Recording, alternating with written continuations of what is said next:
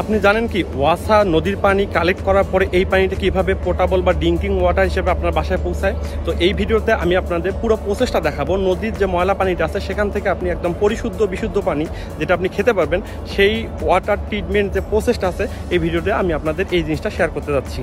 তো সর্বপ্রথম হচ্ছে পাম্পের মাধ্যমে নদী থেকে পানিটা কালেক্ট করা হয়। এখানে কিছু হচ্ছে আপনার স্ক্রিন দেওয়া থাকে যেন বড় ধরনের ময়লাগুলো হচ্ছে ভেতর দিকে না আসতে পারে। এরপর এই পানিটা হচ্ছে প্রি সেডিমেন্টেশন বেসিন, একটা পুকুরের মতো জাস্ট এইখানে 1 থেকে 1.5 ঘন্টার মতো রাখা হয়।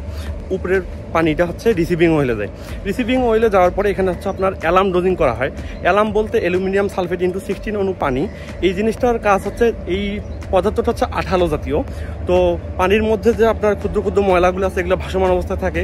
এই অ্যালুমিনিয়াম সালফেট ইনটু 16 অণু পানি, এই ম্যাটেরিয়ালসটা ওই ময়লাগুলোকে একসঙ্গে করে তার গায়ের মধ্যে লাগায় এবং তুলনামূলক হচ্ছে ভারী কিছু তৈরি করে।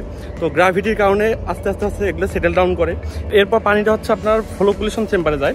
ফ্লোকুলেশন চেম্বারে যাওয়ার পরে এই পানিটা হচ্ছে জিগজ্যাগ হইতে যায় এবং ওই ফ্লোকুলেশন চেম্বারে ওয়ালের গায়ে হচ্ছে বারবার ধাক্কা খেতে থাকে, যার কারণে হচ্ছে পার্টিকেলগুলো আরও কাছাকাছি চলে আসে এবং হচ্ছে তুলনামূলক ভারী হয় এবং সেটেল ডাউন করে। এরপর যা হচ্ছে ক্লারিফায়ারে হচ্ছে আপনার বটম আপ অ্যাপ্রোচ, অর্থাৎ পানিটাকে নিচ থেকে উপরের দিকে পাঠানো হয়। পরিষ্কার পানিটা হচ্ছে উপরের দিকে ভেসে ওঠে। এই পানিটাকে এরপর রেপিড স্যান্ড ফিল্টার, মানে হচ্ছে একটা বালুর লেয়ার, যেটা হচ্ছে 1.7 মিটারের কাছাকাছি হচ্ছে একটা বালুর লেয়ার থাকে। প্রত্যেকটা বালুর পার্টিকুলার সাইজ হচ্ছে 1.2 মিলিমিটার। এরকম একটা স্যান্ডের যে লেয়ার আছে এর উপর দিয়ে হচ্ছে পাস করানো হয়। এইটা আসলে ফিল্টার হিসেবে কাজ করে। রেপিড স্যান্ড ফিল্টারের ভিতর দিয়ে যখন পানিটা পাস করে যায় তো মোটামুটি আমরা শিওর যে এখানে আর কোনো টার্বিডিটি বা ময়লা জাতীয় কোনো কিছু নাই।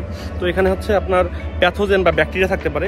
এই ব্যাকটেরিয়া বা প্যাথোজেনকে হচ্ছে মেরে ফেলার জন্য ক্লোরিনেশন একটা পদ্ধতি আছে, অর্থাৎ ক্লোরিন গ্যাস এই পানিটার মধ্যে ইনজেক্ট করা হয় এবং হচ্ছে প্রতি ঘন্টায় পর হচ্ছে রিসিডুয়াল ক্লোরিন, অর্থাৎ আমার জীবাণু মারার পরে কতটুকু ক্লোরিন আছে এটা হচ্ছে টেস্ট করা হয়। যদি ক্লোরিন অবশিষ্ট থাকে তার মানে আমরা 100% নিশ্চিত যে এখানে কোনো প্যাথোজেন বা ব্যাকটেরিয়া বা আপনার হচ্ছে যে ডায়রিয়া সৃষ্টি করা বা পানিবাহিত রোগ সৃষ্টিকারী কোনো জীবাণু এখানে নাই এবং এই পানিটা আপনি কিছুক্ষণ রেখে অনায়াসে খেতে পারবেন। ধন্যবাদ সবাইকে। যদি ভিডিওটি ভালো লেগে থাকে অবশ্যই আমার প্রোফাইলে ফলো করবেন এবং ভিডিওটি শেয়ার করতে পারেন। দেখা হবে পরবর্তী কোনো ভিডিওতে ইনশাআল্লাহ। আসসালামু আলাইকুম।